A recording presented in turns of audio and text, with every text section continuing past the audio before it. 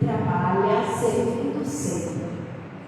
É preciso aprender a suportar os reveses do mundo sem perder a própria segurança. Haja quem houver, trabalha na edificação do bem e segue adiante.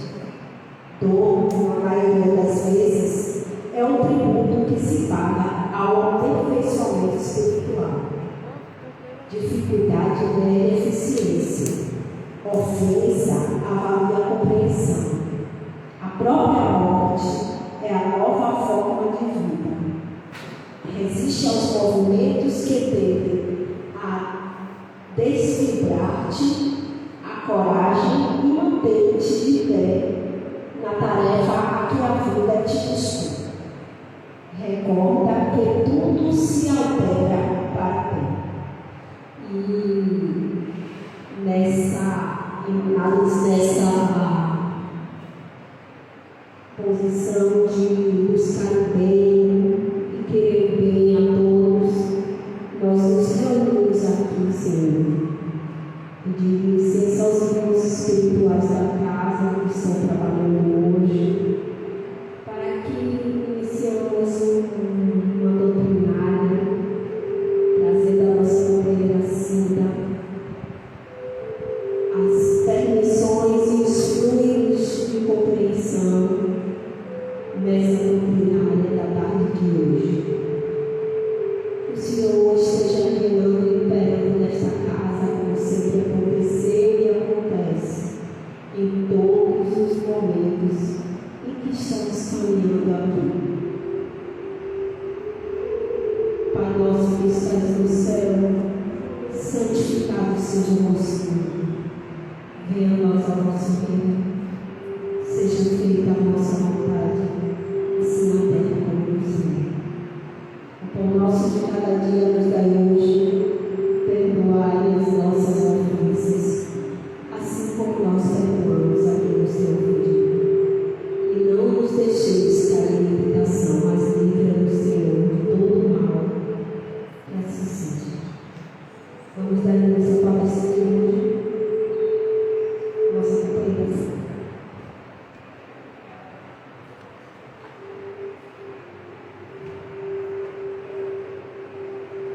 Boa tarde a todas. Coincidentemente, somos todas aqui, não tem todos hoje. Então, vamos fazer a palestra peregrinos para o público de encarnados. Os espíritos que hoje revestem o corpo feminino. Sem dúvida nenhuma, nós temos na plateia, e quem sabe também os nossos companheiros que nos acompanham nas redes sociais, espíritos que hoje vestem o corpo masculino. Mas a nossa plateia física hoje é toda feminina, com exceção que tinha o nosso companheiro lindo, que sempre nos dá suporte, que sempre está presente, que vai hoje apresentar, tá, os seus companheiros de gênero masculino. Obrigada por você estar aqui, viu, Tia? E o nosso trabalho de hoje, tá, encantando o texto, a fonte e o tema do mês de março, ele é bem pertinente, porque ele versa sobre os vários aspectos da caminhada daquela que é revestida do corpo feminino, traz no bojo da sua encarnação uma responsabilidade maior. Traz, desde o seu momento de chegada ao mundo espiritual, os seus aspectos também, de afetividade, de compromisso com o laço materno, e daí a renúncia e o sacrifício, porque necessariamente a mulher não precisa gestar para ser mãe. Ela pode ser mãe em vários aspectos. Quem de nós, que hoje temos filhos ou filhas, de fazer isso com uma pessoa, um sobrinho, um neto, ou um filho de um vizinho, e que abraçamos com a mesma afetividade como se fosse com a nossa força. Então, entendemos o processo da gestação de alguém, acompanhando de reveses, inclusive do próprio corpo feminino, porque esse é um aspecto que geralmente a gente não fala da gente.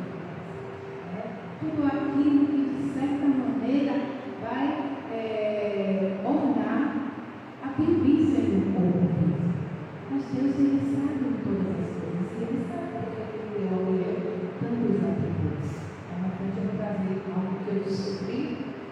bem pertinente para que a gente fique atento, inclusive, a essas questões. Então, a gente, sobre o tema do nosso trabalho, a mulher e a família no contexto espírita. A mulher ela tem um papel preponderante no seu processo, na convivência com a mulher e do lar. Tá?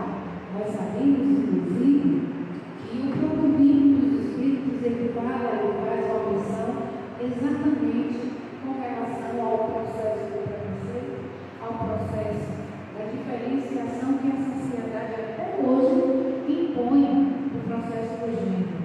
Né?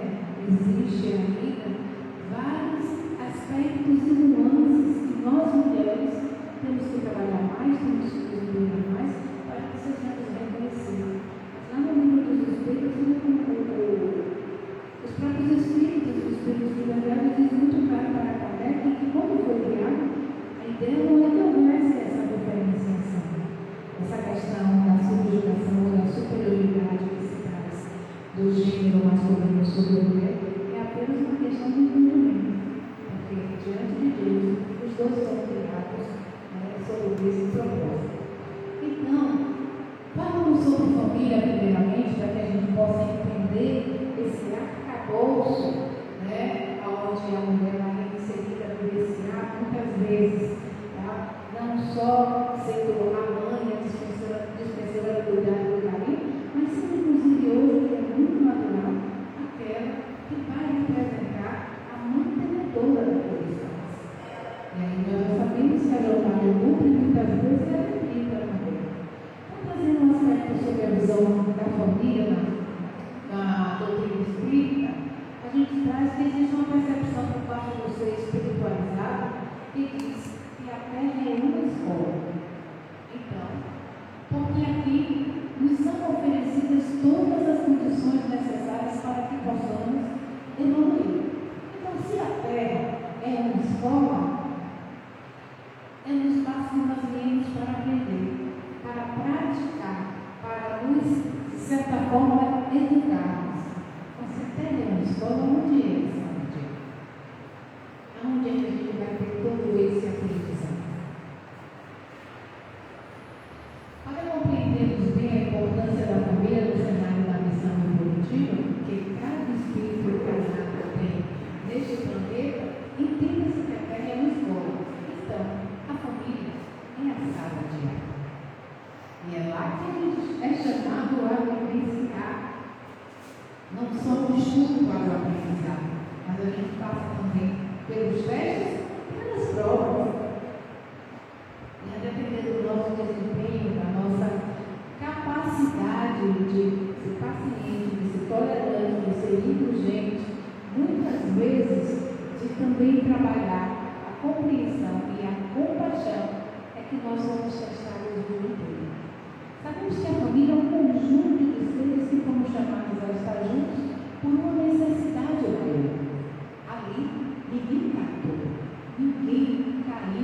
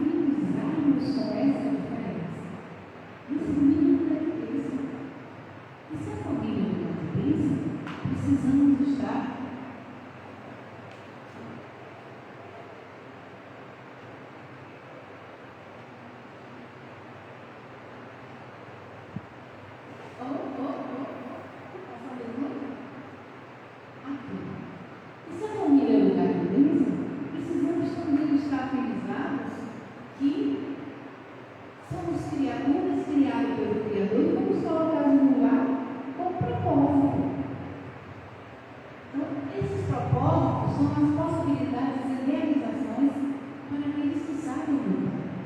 Alguém já ouviu alguém dizer que o Pai Criador não coloca no nosso mundo nenhum fardo que a gente não possa carregar? A família não é diferente.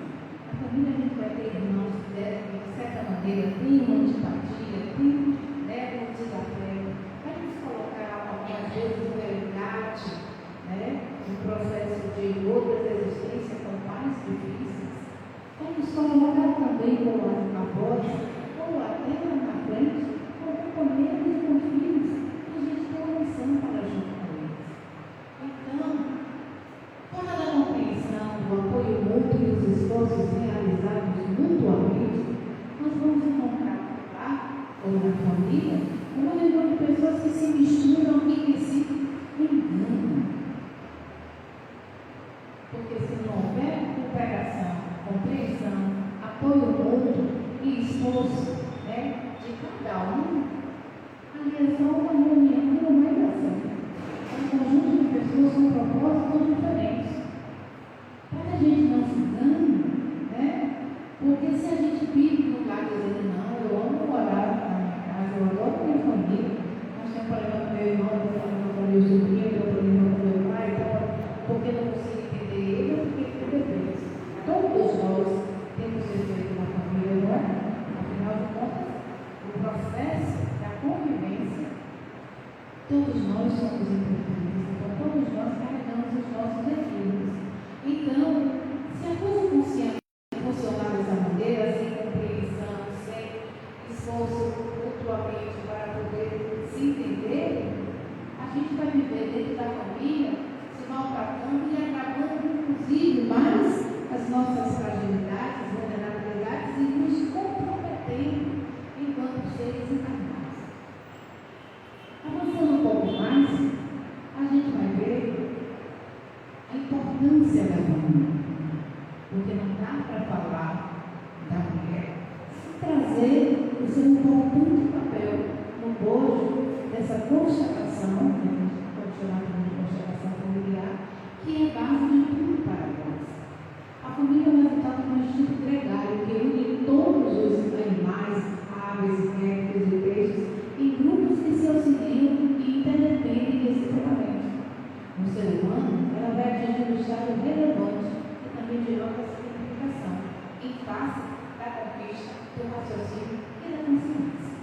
A gente vê que a família, de uma certa forma, ela é voltada exatamente para essa vivência e a convivência com seres de vários estágios evolutivos.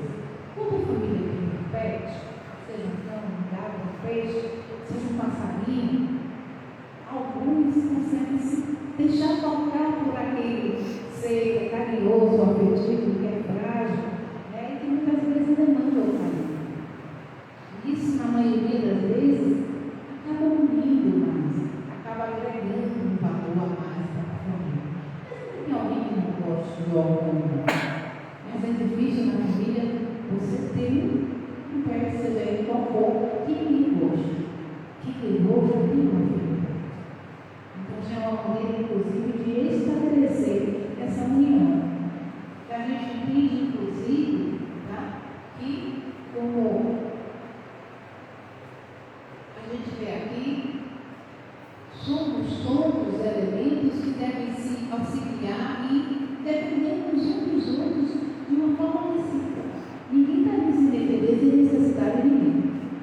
Não existe esse que dentro do lar. Não tem nenhuma necessidade de se relacionar de um problema, de um favor, de um apoio, de um carinho dentro do lar. Então, existe uma necessidade de estarmos juntos. E no livro dos Espíritos, na questão 774, Kardec faz uma pergunta sobre a questão da importância dos laços da vivência em família. E os Espíritos respondem para ele que os laços sociais são necessários ao progresso. E os de família, eles são mais apertados porque eles se tornam os primeiros. Eis porque os segundos, os laços de família, constituem uma lei da natureza. E nessa lei da natureza, onde vai ser composto importa se ele deu as mães, se ele deu os pais, não importa se os filhos são biológicos, não importa se os filhos são adotados, se são sobrinhos, não importa. O que importa aqui é um espaço abençoado por Deus. E quando nos reunimos com o propósito de nos amarmos, nos respeitarmos, nos compreendermos, aqui é um espaço abençoado.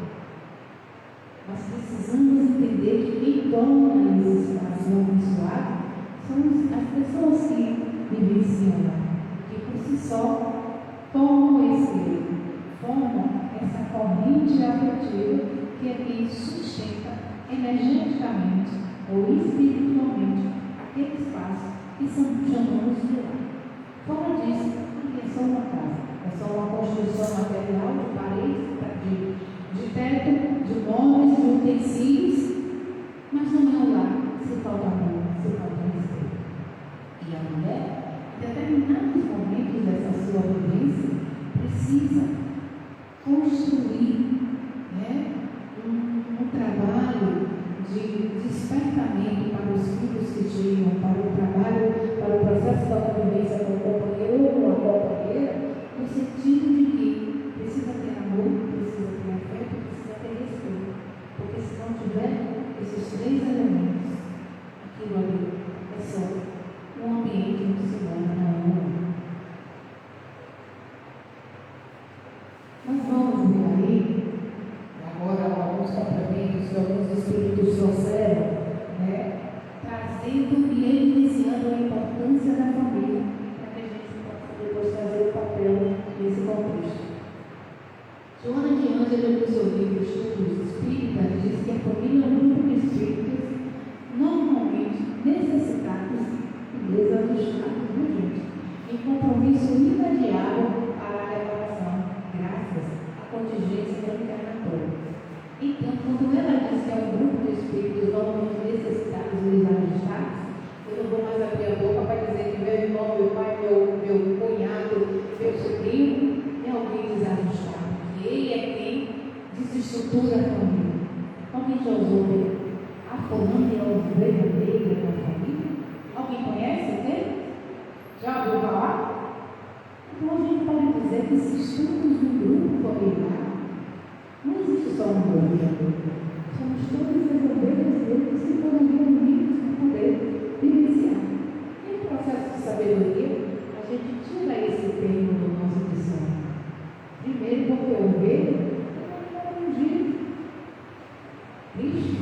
Tem um pastor que dizia que nenhuma das ovelhas dele se perderia. E hoje, com base em tudo que a gente vivencia, dos nossos conhecimentos, a ampliação da nossa consciência, a gente já não pode estabelecer que nada nele pode ser trazido no sentido pejorativo. Negro é um termo, que simboliza uma raça que a gente hoje determina e chama como uma raça de pretos e que merece todo respeito. Então, nada mais me chama de negro verdadeiro, porque se estamos juntos naquele espaço, é porque somos todos espíritos comprometidos, inclusive a mulher. Daí, a gente vai ainda para os ensinamentos de Joana, lá no livro SOS Família, em que ela nos diz, naquela página da 23, que a família é, antes de tudo, um laboratório de experiências reparadoras, na qual a felicidade e a dor se alternam, programando a paz futura.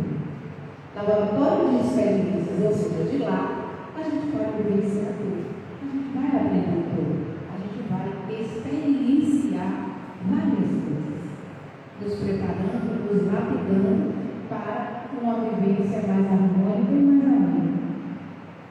Então a gente não pode mais reclamar da família, porque a gente foi colocado lá para viver por uma necessidade. Então é tempo de aprendizado. Afinal de contas, a gente sabe que o lar é a escola.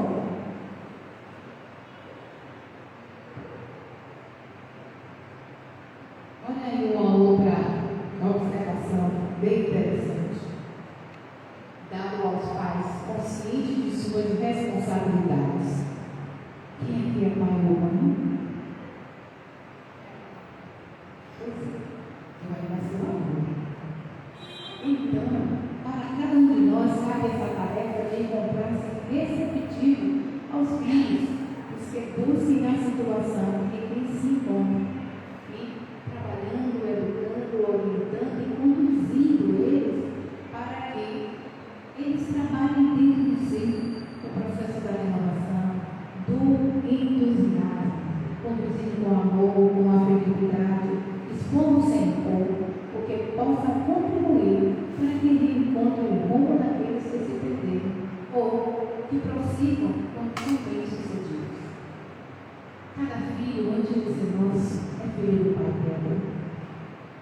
Todos eles trazem o seu processo de renovação. Quando a gente recebe um filho, quando a gente gesta, quando a gente acorda na família, o primeiro passo é que quando esse ser chega, não existe nenhuma pessoa que não cumpre a sua rotina em detrimento ou função daquele novo destino. Um renascido, uma criança na casa, não vai mudar a rotina de todo mundo. E é bom ter hoje. Porque a gente volta ao processo de celebrar o que passou e também despertar a importância da mãe, o trabalho, o sacrifício, a renúncia, no sentido de entender que uma vida foi gerada e foi trazida para nos fortalecer, para nos chamar a atenção para a importância da vida. E sobre isso, a gente não traz um manual de como educar. Qual foi a mãe que já tinha todo um roteiro do que seria quando o filho chegasse? De tudo que passaria, de todas as dores, de todas as noites sem dormir, as preocupações, ninguém traz. Então, mãe, ela se torna mãe aprendendo a ser mãe. E ela vai cuidar da criança. Aí já começa o seu trabalho de dedicação, de sacrifício e de renúncia. Mas todos devem estar envolvidos, porque ela não traz você novo para morar no lar se não houver apoio. E se esse apoio não acontecer, ali está uma educação fadada a, de certa maneira, ficar dependente de ela. Porque todos nós temos a responsabilidade de conduzir e de contribuir nesse desencanar para o novo ser, para o novo membro que vai fazer parte daquele mundo.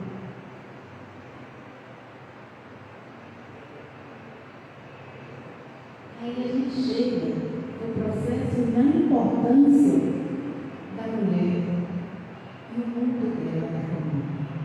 A gente percebe aí que existem duas mulheres,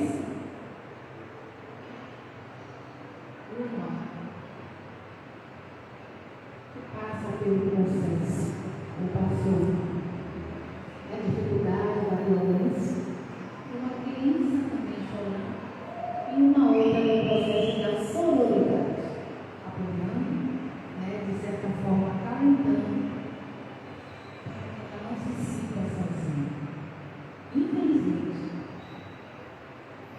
as estatísticas sinalizam que esse é um processo muito difícil, mas que é real na vida das meninas.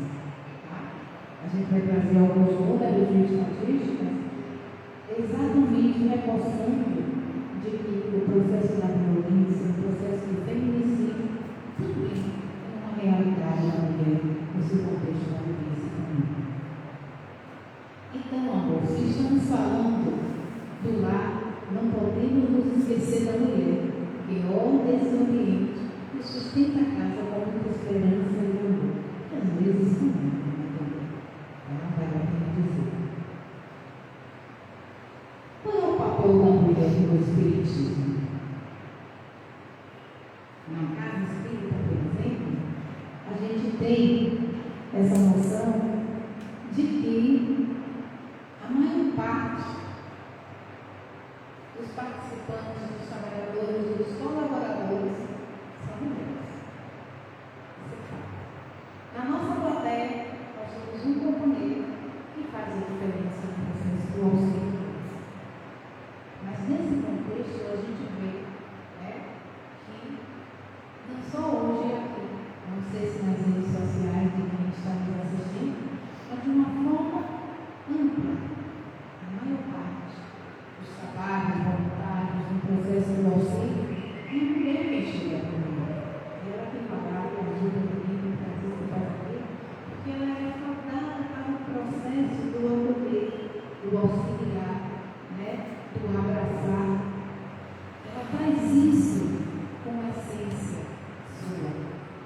Então,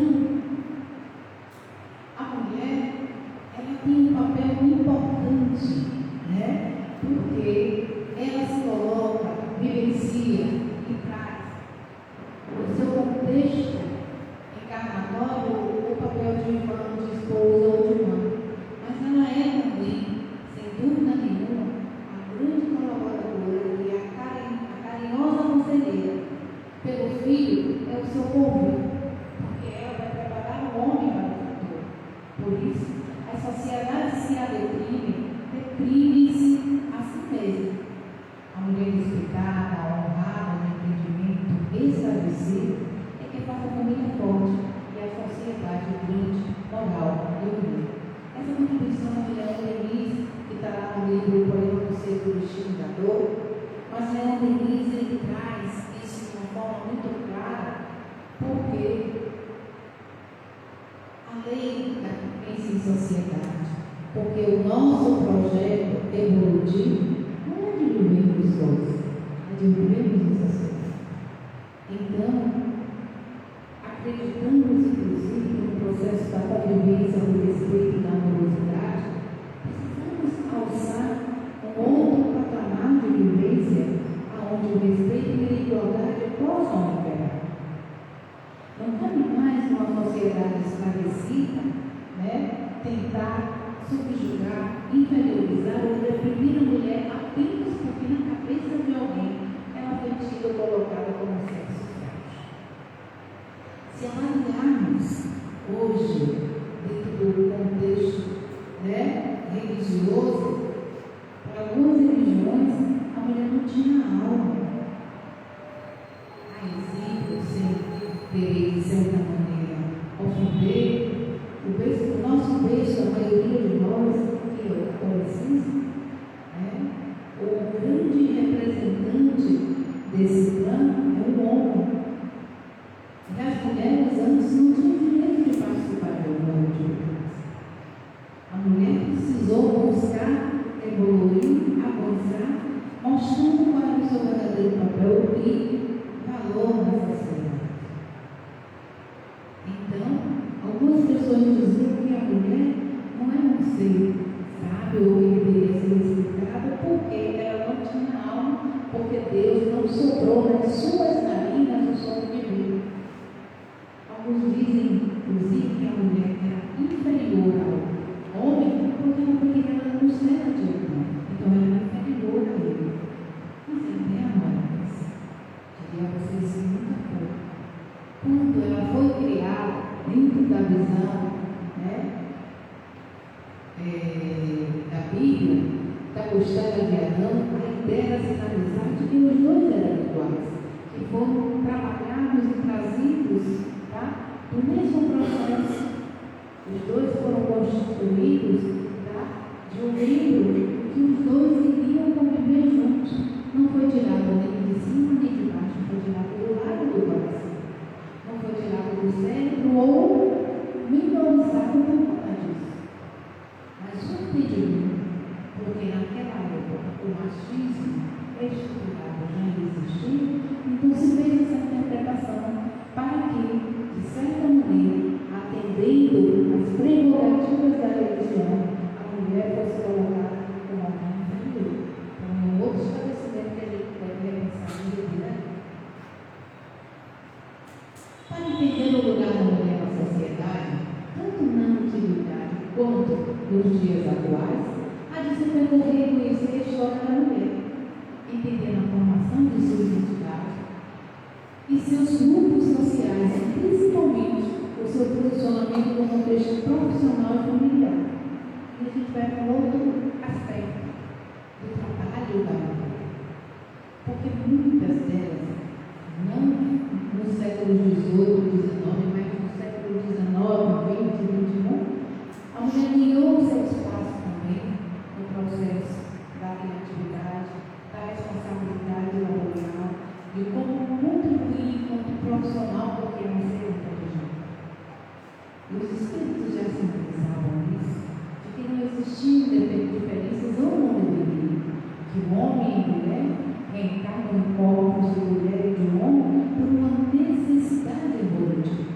Porque o homem, se só reencarnasse no corpo de homem, ele não saberia, não teria na sua vivência o aprendizado das nuances que alguém do corpo feminino teria.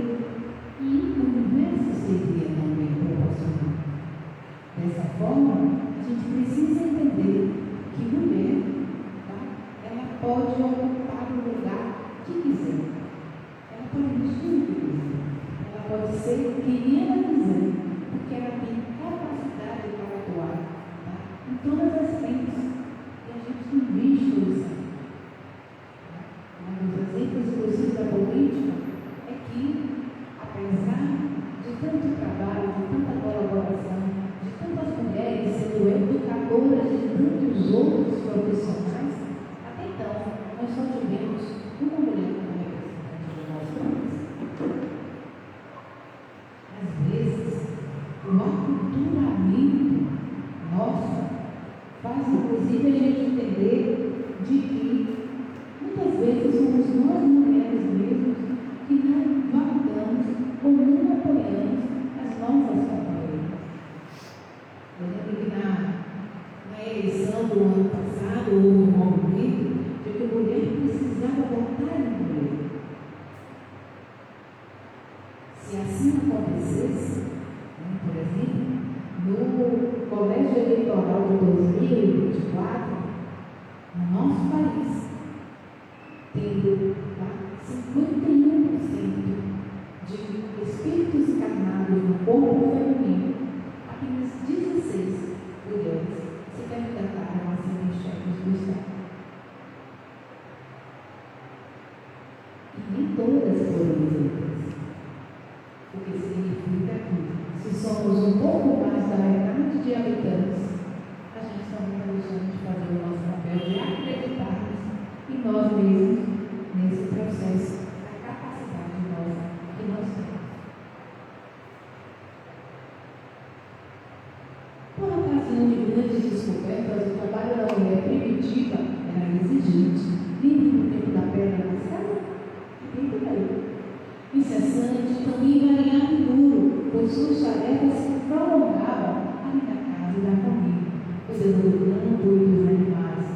Posteriormente, a cultura romana resiste nos antigos nos falam das variadas funções femininas, como, por exemplo, a de lavadeira, bibliotecárias, médicas, parteiras, costureiras e cabeleireiras. Isso vai lá no registro de Marx em 1989. Mas vamos lembrar que também culturalmente o lugar da mulher sempre foi o de esposa. A profissão dela é doméstica, é minha esposa. Então ela não era olhada como ser pensante, ela era alguém apenas que executava as funções. E se precisava sair para trabalhar, prioritariamente ela teria que ocupar essas funções. E o de médica era algo, inclusive, de certa forma, um tabu. Porque se o homem chegasse no posto de saúde, antigamente era chamada, as sanguárias, era SAMU que se chamava antigamente. Mas não era a área de finanças, era o processo, era SAMU. Então, se o homem chegasse, ele não queria ser tratado por homem. E muitas vezes, se era o marido que levava a esposa para ser atendida, ele preferia que ela fosse atendida por um homem, com ele presente, mas ainda assim ele preferia que fosse por um homem. Porque não havia respeito para o profissional que estudou anos de residência para poder praticar.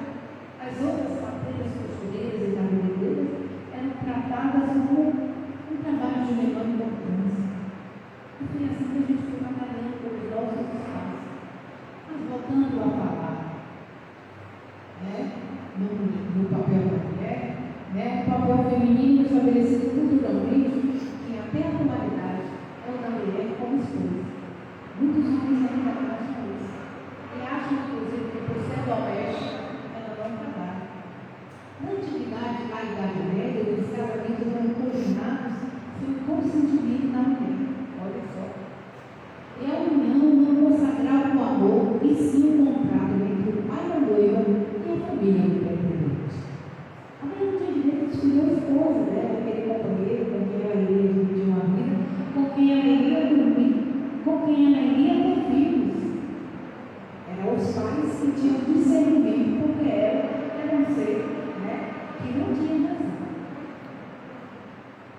Nós rimos dessa história.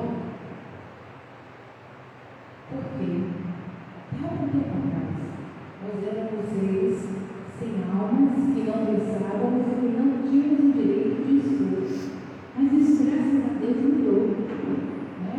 E mudou porque, com o ingresso da mulher no mercado de trabalho, teve início apenas na metade do século XX.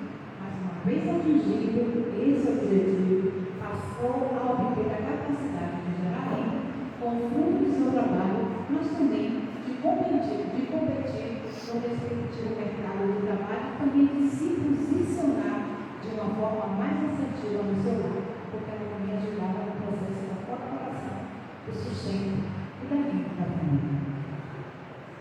A necessidade de trabalhar e de colaborar no sustento da família levou a figura feminina a enfrentar duras obras desprovidas de qualquer recurso, porque a jornada passava a ser dura. Você tinha que trabalhar fora e você tinha que trabalhar em casa, porque o trabalho não foi dispensado, porque ela estava trabalhando em casa. Então ela tinha que chegar, cuidar dos filhos, cuidar da roupa, cuidar da televisão no outro dia, limpar a casa, para que de manhã ela pudesse sair para buscar essa colaboração da vida. Então, posteriormente, elas passam a atuar de uma forma mais significativa na esfera social, exigindo melhores condições de vida e também de trabalho, como o acesso à instrução e a igualdade de direitos entre os sexos, inclusive a sua participação política na sociedade. Esse é um trabalho que vem sendo construído ao longo do tempo. Antigamente, nas reuniões dos partidos, nas reuniões onde a maioria de homens se decidia se ela poderia ou não, e era dito que apenas 30% daquele processo eleitoral poderia ser dedicado às mulheres. E muitas vezes, ainda assim, esse percentual era diminuído, porque os processos de embates familiares às vezes exigiam a se colocar para essa demanda. Nós temos aqui a foto de duas mulheres negras atuando enquanto plenário, exatamente buscando o reconhecimento da sua importância e da nossa colaboração para a construção de uma sociedade. Somos uma nação de 104 milhões de mulheres, o que corresponde, como eu disse para vocês, a 51% da população brasileira. Precisamos, sim, sem dúvida nenhuma, cada vez mais, termos leis escritas por mulheres e para mulheres, porque só é fácil e possível a gente legislar sobre algo que a gente sente, sobre algo que a gente vivencia na pele. É muito fácil o homem determinar, tá certo? Como deve ser o processo da remuneração, as horas de trabalho, o tempo de descanso, o peso da regra, tá? A importância e quais devem ser os seus benefícios. Mas enquanto a forma da mulher que fizer isso, vai ter a sensibilidade de entender as nossas necessidades. O homem falar a necessidade da mulher, ele precisa estar muito bem iluminado, orientado, porque ele vai falar sobre o universo que ele não conhece. Ele já iniciou em outras encarnações, mas sobre o véu do esquecimento, muitos deles não conseguem entender isso. Existe uma parcela mínima, um percentual pequeno, que tem essa capacidade. No entanto, desde o início, no nosso processo da República, em 1889, o país teve apenas uma única presidente, a gente conhece quem é, e 16 governadoras mulheres. Dessas, só 8 foram eleitas para o cargo. Não gostaria, mas vale salientar que essa presidenta ela foi posta no cargo por conluio feito por espíritos encarnados do sexo masculino. Então, aí a gente vê que nos dias atuais ainda não há um respeito. E a devida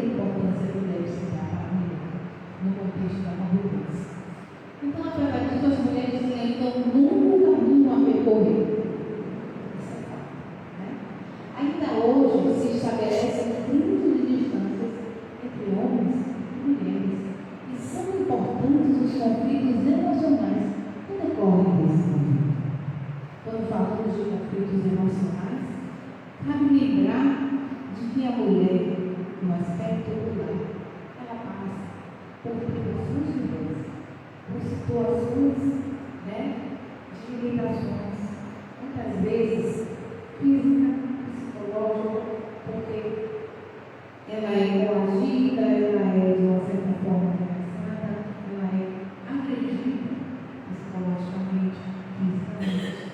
Isso revela das estatísticas que insistem em existir. Um ponto positivo é que no preparo desse trabalho a gente identificou que o percentual de mulheres que sofreram violência, de mulheres que de certa forma passaram pelo processo da agressão e até o próprio feminicídio, está diminuindo. Mas quantas precisaram fazer parte dessa estatística para ser chamada a atenção? Enquanto espíritos encarnados, o homem não reencarna para ter a posse ou para se colocar como aquele que deve manipular ou tentar, de certa forma, controlar as escolhas de um ser que veio com um objetivo, uma programação reencarnatória tão singular como a da mulher. Ela que é a geradora da vida, que é que tem a bênção do Pai Criador, o seu mandato sublime e angelical de não só acolher, mas de educar almas para a eternidade. Deus fez a mulher para saber o que ele estava fazendo.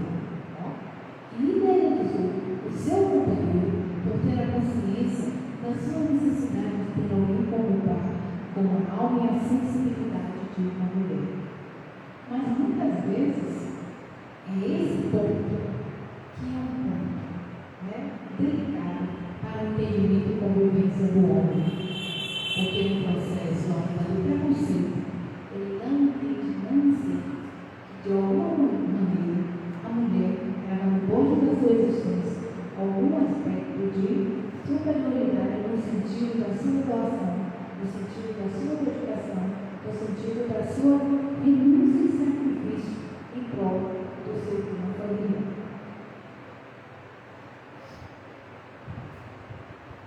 Ao instituir a família, por Deus, em sua infinita sabedoria, confiar a mão, a sublime missão de ser a dispenseira por fé, infundir em seu coração reservas inexauríveis de abnegação, de limpeza e de paciência, com que acudiram às necessidades do filho, sem desatender aos reclamos do pai, assegurando desta forma a condição básica da sobrevivência familiar.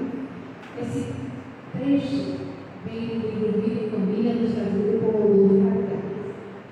Mas esse é um ponto específico, porque no processo até da educação e da criação dos filhos, a mulher é aquela que chega primeiro, o filho doente ela tem um dono, o filho que está com processo de desarmonia, de desequilíbrio, ela quem abraça, quem acolhe, quem compreende.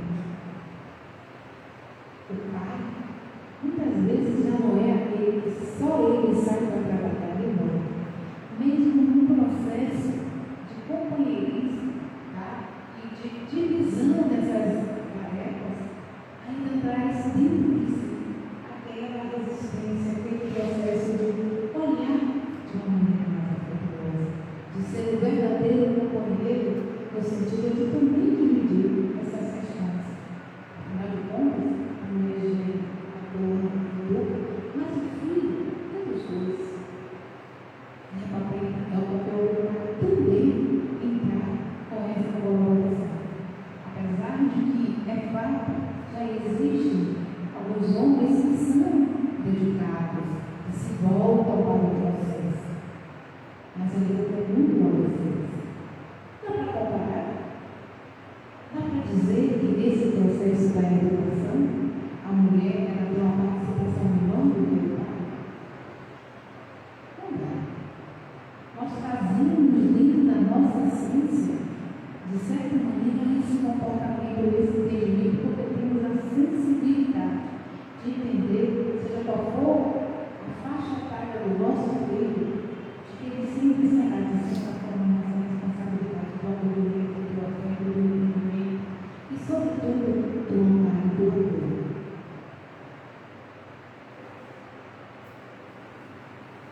Achei essa foto linda e quis dividir com vocês. Essa é de fato uma simbologia do espírito feminino, no sentido do maternar, do cuidar, do carinhar e, sobretudo, de prover essa existência. A maternidade é uma das missões sublimes concedidas à mulher, qual tem muito poder no papel de educador, pois gera em seu próprio ser e sustenta a infância dos homens no amanhã. Homens, de uma forma que delimita a humanidade, não só o sexo feminino. Esse é um aspecto que a gente não pensa. Quando foi trazido o termo para denominar a humanidade dos seres humanos, foi trazido o termo homem, mas não significa que nesse processo só se representa a figura masculina. Nós, mulheres, também somos encarregados como homens quando se fala do processo da coletividade. Alguém quer dizer alguma coisa? Se concorda com essa história? Todavia, muitas vezes, por falta de autoconhecimento, esse poder ainda é utilizado de forma precária e algumas vezes empregado também de maneira indevida. Por que será que a gente precisa trabalhar o processo de conhecer a si mesmo até no papel de mãe? Até no papel de mãe. Por que será? Nós trazemos aí que a mulher tem essa sensibilidade. Ela traz, de certa forma, para si a responsabilidade de, mesmo tendo uma jornada fora de casa, ela não abre mão das suas funções, de mãe, de conselheira, daquele pai, da que cuida da que zela. Muitas vezes a gente se sobrecarrega. A mãe não sofre quando vê o filho doente. A mãe ela sofre quando vê o filho no processo de descaminho. A mãe, ela se preocupa quando a condição do filho na escola não está suficiente. Muitas vezes se responsabiliza porque, na visão dela, e no processo de certa forma, imposto pela sociedade, só ela traz essa missão. Então, quando as coisas muitas vezes não dão certo, a mãe se cobra, ela se culpa. Mas os filhos, antes de serem nossos, são o Pai Criador. E os filhos encarnados, antes de serem nossos, também são filhos do Pai. Então é preciso um trabalho interior de se autoconhecer, de se entender, para que ela não transforme essa maternidade, de certa maneira, em algo pesado e que vai deixar ela amanhã se sentindo, se o filho não traçar bem os seus caminhos, não fizer as melhores escolhas, como responsável nesse processo. Cada filho encarnado, ele traz a sua missão, ele faz as suas escolhas, ele tem o livre-arbítrio.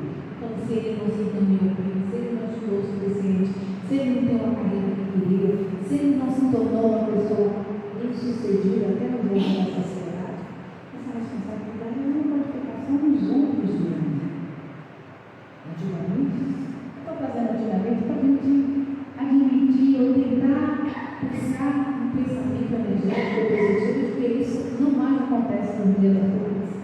Os pais dizem o que? Olha, a culpa é sua, seu filho, sua filha está nesse caminho. Alguém já ouviu? O pai dá a responsabilidade para mim por alguma situação que não ocorreu. Bom, se isentar da responsabilidade. Então, enquanto seres encarnados, a gente traz também. Então, esse processo de se autoconhecer, de não entender a função reencarnatória de todos nós, de certa maneira, prejudica e ainda traz o sentimento de culpa e sentimentos negativos, de incapacidade da mulher.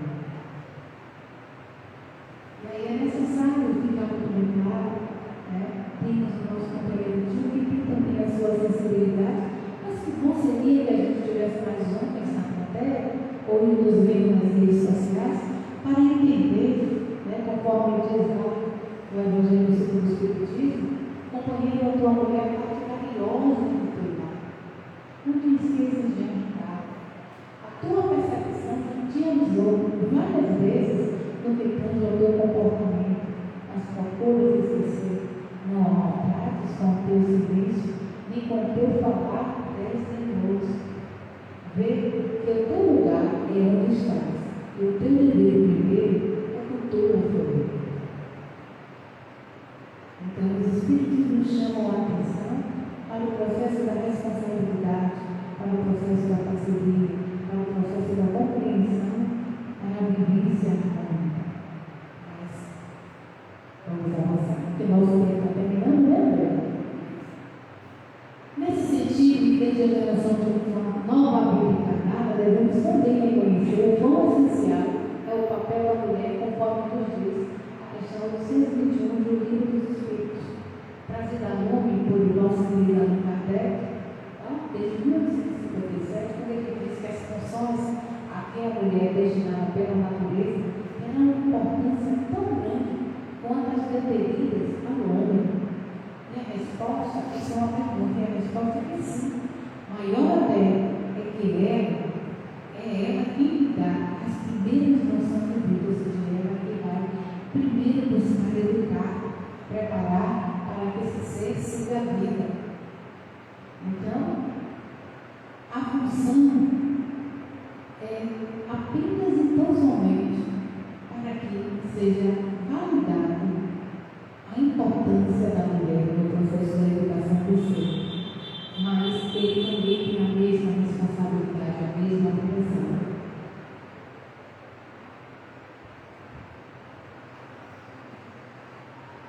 Sempre trazendo a importância do cuidado que nós tivemos e temos daquelas que nos antecederam, das mães, das nossas avós, daquelas que estiveram com a gente o tempo todo. Porque isso também é família. E quantas famílias hoje são representadas pelas famílias? São elas as geradoras. Então, no ambiente doméstico, o coração maternal deve ser o expoente divino de toda a compreensão espiritual e de todos os sacrifícios pela paz da sua própria família. Dentro dessa esfera de trabalho, a mais santificada tarefa de renúncia pessoal, a mulher cristã acende a verdadeira luz para o caminho dos filhos através da mãe. Já dizia o nosso querido Chico Xavier que a oração de uma mãe arrequina as portas do céu. Não tem nada mais poderoso no universo que o pedido e as rogativas de uma mãe ao Pai Criador. No geral, pode demorar o tempo necessário, mas ele sempre acredita, porque ele sabe que é onde habita o coração de mãe. Naquele local, o amor se faz presente. Figuras existem que concentram e irradiam o cuidado de maneira privilegiada. Lembrar das nossas mães, as encarnadas ou as desencarnadas, e as mães das nossas mães ou as nossas avós, é muito importante, porque elas criaram lá, elas nos deram casinho, elas nos deram, de certa forma, a regra e o compasso para o manual que nenhuma de nós temos. Então, a mãe, ser mãe, é mais que uma opção, é um modo de ser que engloba todas as dimensões da mulher mãe, seu corpo, a sua receita e o seu espírito. Vou adiantar aqui um pouquinho para que a gente possa finalizar. A missão materna resume-se em dar sempre o amor de Deus e o Pai de infinita bondade que pôs no coração das mães a sagrada essência da vida. Nos labores do mundo, existem aquelas que se deixam levar pelo egoísmo do ambiente particularista. Contudo, é preciso abordar de modo a não viciar a fonte da pergunta. É claro que no posto da perfeição, nem todas nós seremos Nem todas nós sempre faremos as melhores escolhas. Cada uma de nós trazemos traumas de outras existências para o qual, de certa maneira, nos tornamos renitentes ou endurecidas no processo do amor materno. Mas em algum momento, esse é o tá? Vou pegar um pouquinho para a gente poder entender a importância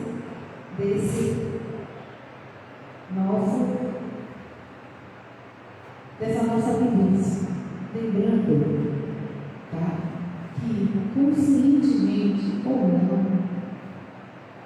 para cada mulher existe um filho dado por Deus, seja ele biológico ou não, seja aquele que a gente abraça na condição de tia, na condição de madrinha, na condição de mãe emprestada. Mas a gente sempre vai ter alguém onde o nosso coração vai virar mais forte. Então, não é hoje o dia das mulheres, mas o dia das mulheres é todo dia. O calendário dia 8 já passou, mas a gente deve se celebrar todos os dias. Por quê? Não deixamos em momento nenhum de assumir essa função. Eu queria trazer rapidinho um trecho de um poema de Vitor Hugo, em que ele gravou dentro de um dos seus trabalhos um poema que enaltece em perfeito equilíbrio os parceiros da evolução, do qual inicia dizendo que o homem é a mais elevada das criaturas, enquanto a mulher é o mais sublime dos ideais. E ele encerra afirmando que ele está colocado, que ele, o homem, está colocado onde termina a terra, mas a mulher ela é colocada onde começa o céu da nossa existência. Então, que busquemos sempre apoiar, que busquemos sempre compreender. E no momento em que algumas delas estejam passando por algum processo, que tenhamos compaixão, porque pode ter muito de dores e de escolhas de vidas anteriores, mas todas nós devemos nos apoiar umas às outras. Pai Criador nos deu a missão de sermos mulheres à toa.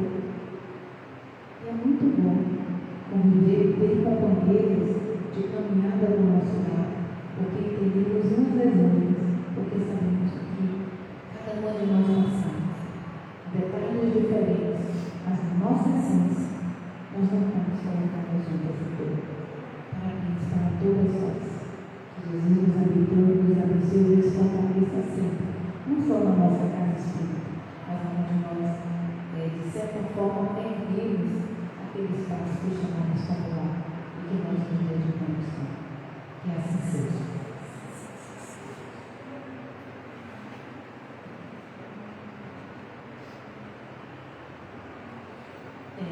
Que maravilha, né? Uma mulher falando sobre o papel da mulher. E aí, eu, quando estava ouvindo Cida falar, que isso é importantíssimo. Aí eu questionei assim: nós temos que pensar nos preconceitos com a minoria. Eu disse: 51% de mulheres não é minoria, nós somos a maioria, mas somos minorias. Por quê? Porque as mulheres ainda carregam pensamentos machistas. Ao longo dos anos, isso não é defeito, isso é uma estrutura que vem sendo construída há séculos e séculos. E aqui nós podemos ter o privilégio de ouvir Cida falar sobre as mulheres, para a gente conseguir levar isso para a nossa caminhada, para a nossa família e discutir também sobre esses processos dentro de vários preconceitos, seja homossexuais, seja negros, seja deficientes físicos ou mentais. Esses preconceitos, eles precisam ser debatidos por pessoas no lugar de fala, como Cida está se colocando aqui hoje, podendo levar para vocês esse pensamento de uma mulher diante do papel da mulher no espiritismo. Que bom, né? A gente ouviu isso. E agradecer a nossa companheira Cida, foi maravilhosa a palestra, e de nossos irmãos fascistas